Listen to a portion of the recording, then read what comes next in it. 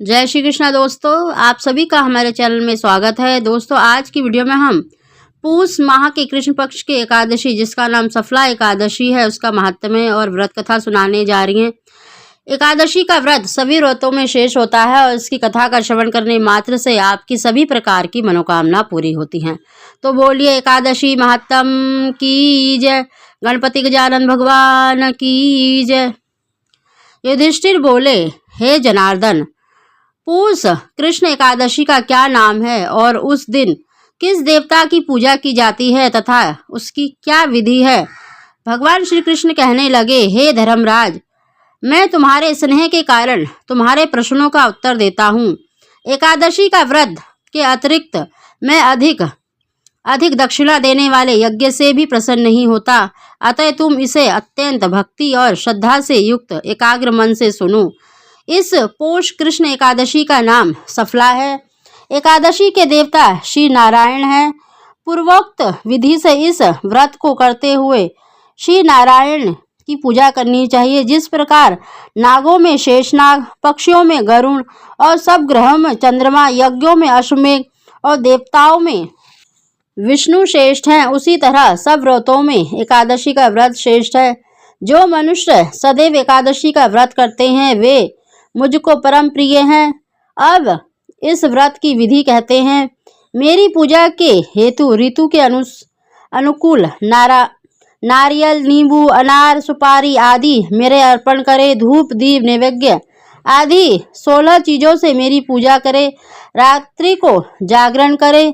इस एकादशी के व्रत के समान यज्ञ, तीर्थ, दान, तप और कोई दूसरा व्रत नहीं है। 5000 वर्ष तक तप करने से जो फल मिलता है उससे भी अधिक फल सफला एकादशी का व्रत करने से मिलता है।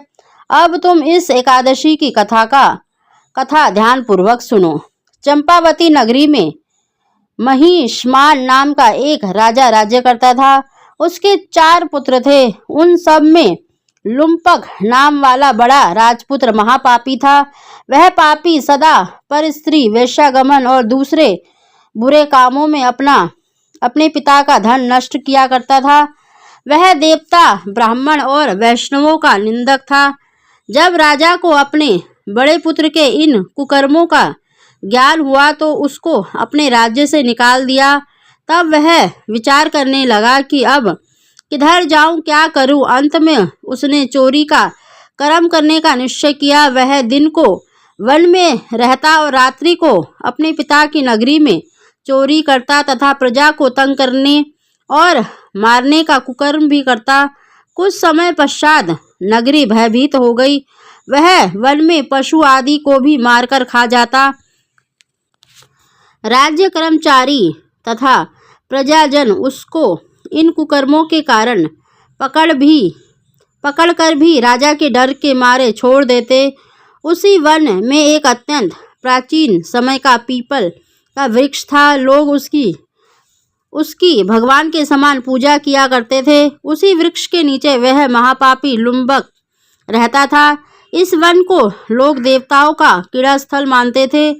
कुछ समय के बाद पूष कृष्ण पक्ष की दशमी के दिन वह वस्त्रहीन होने के कारण शीत के मारे समस्त रात्रि सो न सका और मूर्छित हो गया।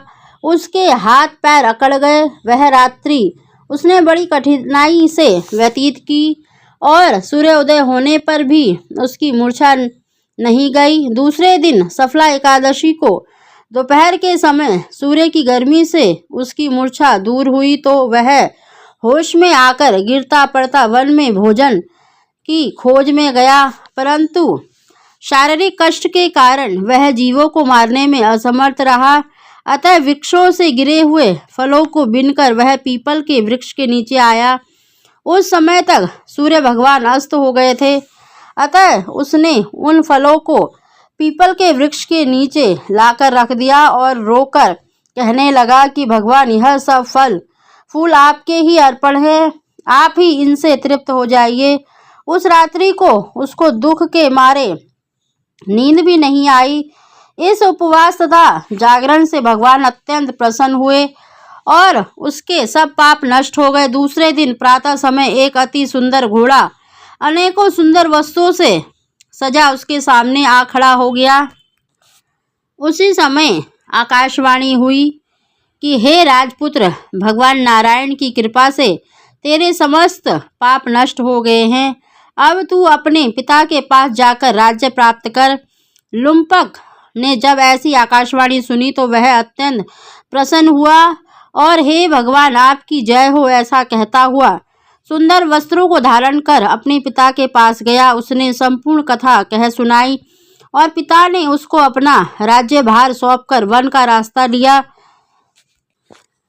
अब लुम्पक शास्त्र अनुसार राज्य करने लगा। उसके स्त्री पुत्र आदि भी नारायण के परम भक्त बन गए और वृद्धा अवस्था आने पर वह भी अपने पुत्र को गद्दी देकर भगवान का भजन करने के लिए वन में चला गया और अंत में विष्णु लोक को प्राप्त हुआ। जो मनुष्य भक्ति पूर्वक इस सफला एकादशी का व्रत करते हैं उनको अंत में मुक्ति मिलती है। जो मनुष्य इस एकादशी का व्रत नहीं करते वे पूंछ और सींगों से रहित पशु के समान हैं। इस सफला एकादशी के महात्म्य को पढ़ने अथवा सुनने से अश्वमेध यज्ञ का फल प्राप्त होता है। बोलिए एकादशी महात्म की जय।